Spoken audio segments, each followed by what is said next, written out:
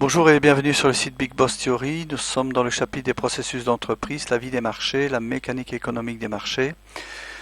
Nous allons expliquer le concept de circulateur océano-économique et plus précisément le phasage géostationnaire des coûts des marchés.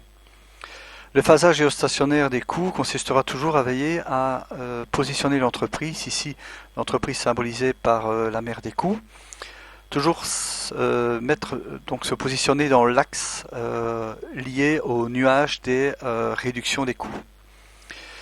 Ici symbolisé par un nuage, mais ce nuage est particulier car ce n'est plus un nuage qui a des propriétés de précipitation comme ceux liés aux revenus, mais plutôt une faculté de venir faire de l'ombre au soleil. Et ce soleil, disons, des dépenses fait que l'évaporation des coûts est moindre. Et donc, en positionnant l'entreprise aux endroits où les dépenses sont les plus faibles, eh bien, on empêche le volume des dépenses d'augmenter plus qu'il ne faut par rapport aux besoins de l'économie.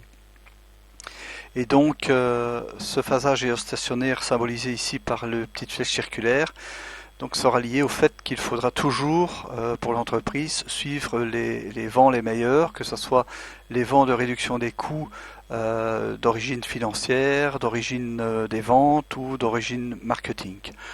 Qu'est-ce que l'on pourrait citer comme exemple pour les réductions des coûts d'origine financière? Eh bien, ça serait des marchés financiers plus favorables. La même chose au niveau des ventes, disons des biens de production moins chers, ou ici au niveau du marketing, par exemple des parcs d'exposition dont la location serait moins coûteuse. Voilà un peu l'explication de ce concept de devoir toujours rester en phase par rapport aux réductions des coûts de manière à, si on veut, avoir le plus faible volume des dépenses.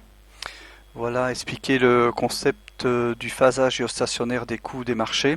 Au plaisir de vous retrouver dans d'autres vidéos. Merci pour votre écoute.